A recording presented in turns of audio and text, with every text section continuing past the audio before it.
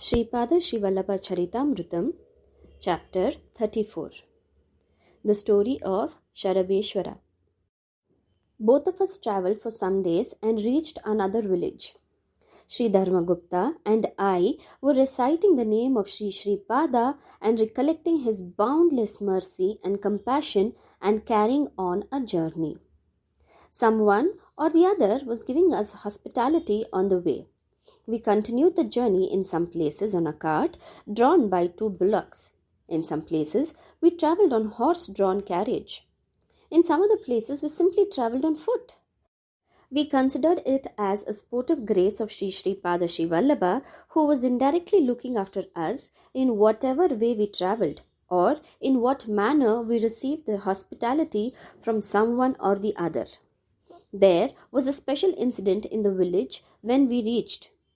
All the articles in the house of a Brahmin were being thrown out into the street. His wife and children were also outside the house. That Brahmin took some loan from a money lender. He could not repay the loan. On one day, that lender accosted the Brahmin and asked him to stop. The Brahmin stood. A circle was drawn with a charcoal around the Brahmin. That Brahmin should not move out of the circle.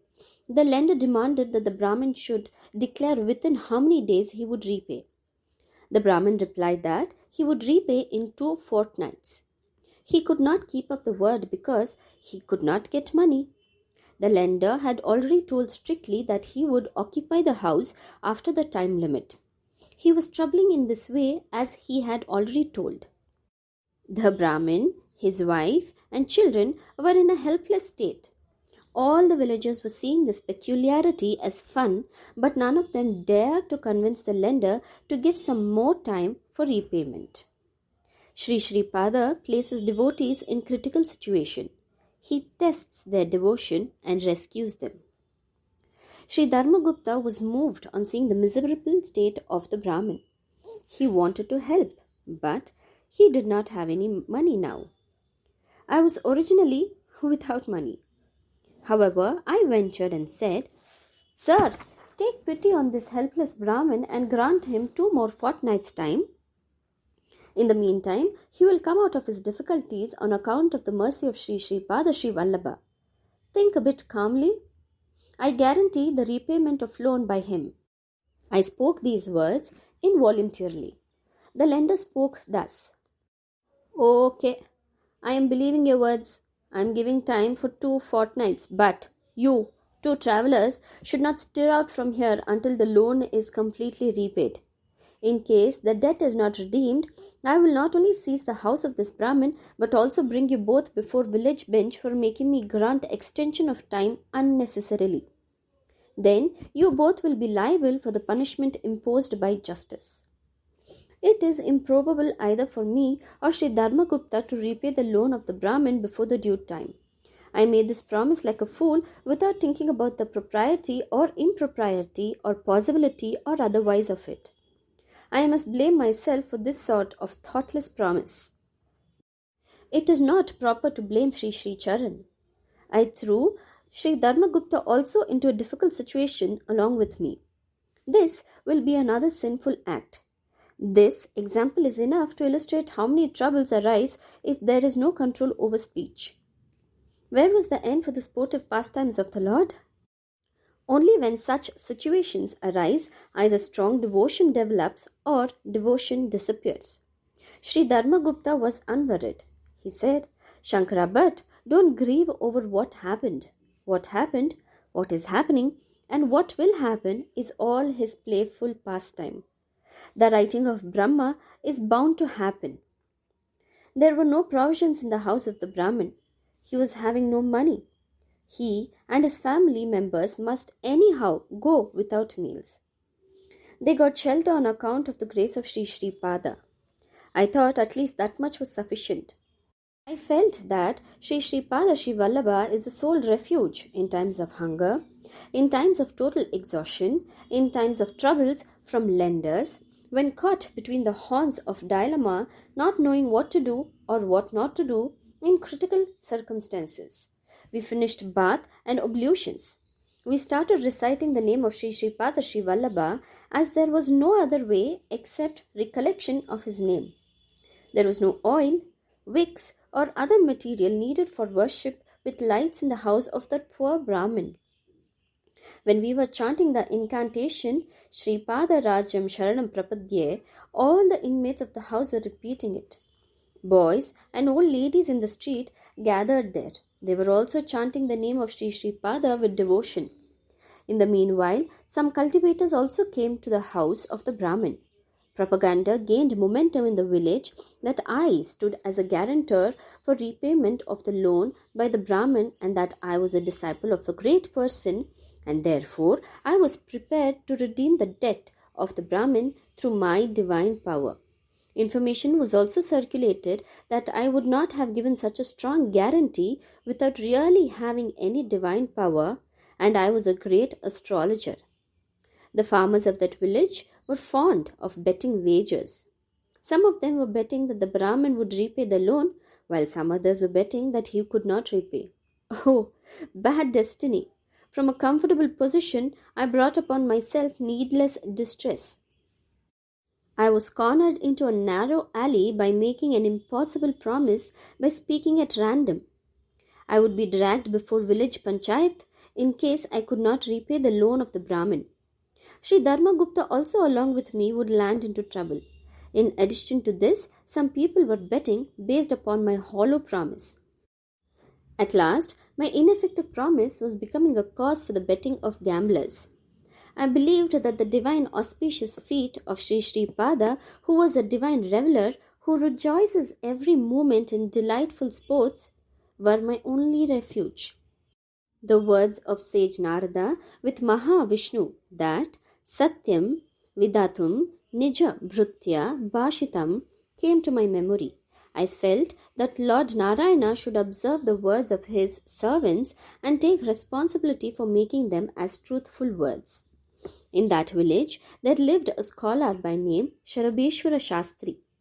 He was an expert in Mantra Shastra. He was accurately telling about past, future and present with the help of some ghost. Some bidders approached Saarabheawara and submitted the matter. He sought refuge of the ghost and it told that the Brahmin could not repay the debt. With that, the speed of wagers increased. The farmers of the village, who were gamblers, started to bid hundreds of varahas. Those casting wagers were betting with enhanced enthusiasm that it would be decided in this wager who would be great, whether Shankara Shastri or Saarabheawara Shastri. Lord Sripada, at last you have placed me amidst gamblers.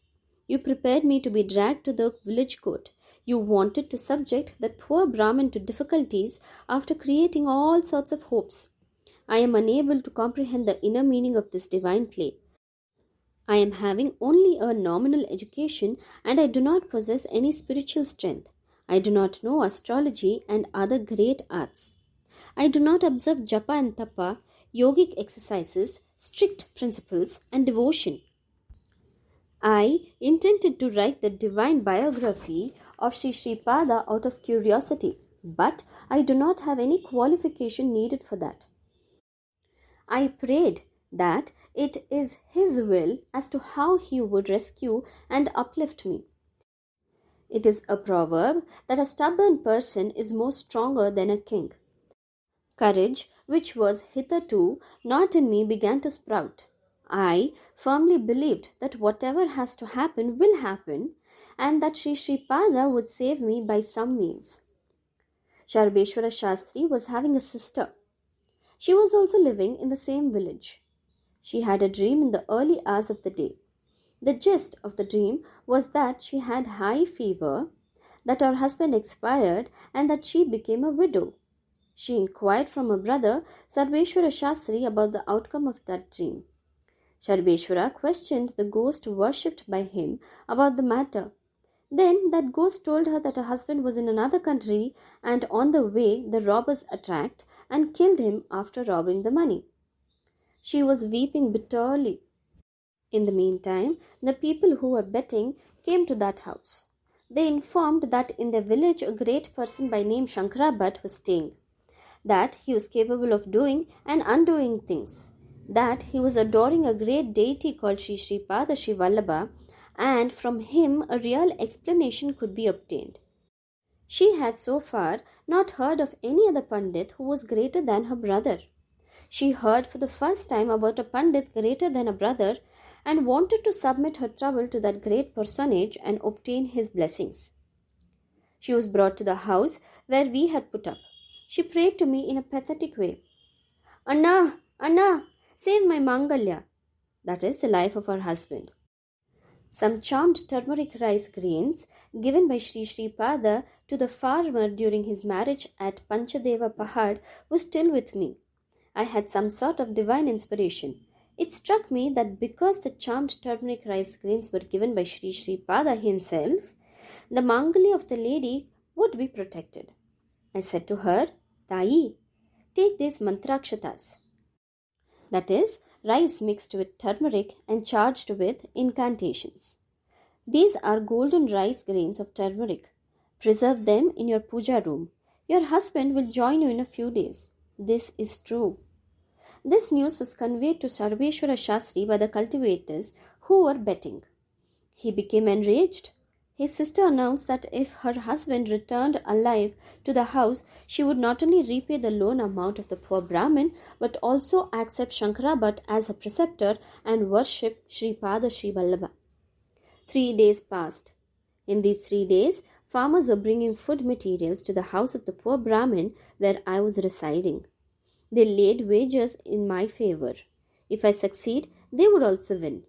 They got a lot of money in that wager. After 3 days, on the 4th day, the brother-in-law of Saarabheawara Shastri returned safely from distant lands. The joy of that Brahmin lady knew no bounds.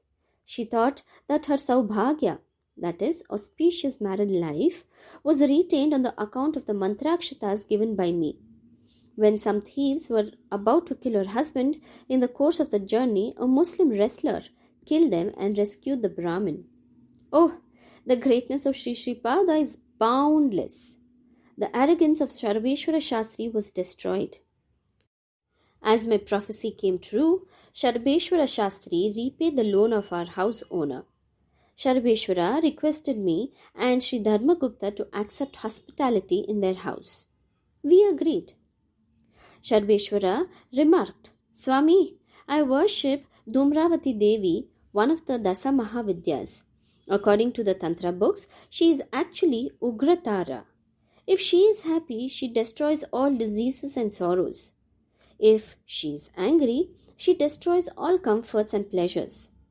When surrendered to her, all calamities are destroyed, and all riches are gained.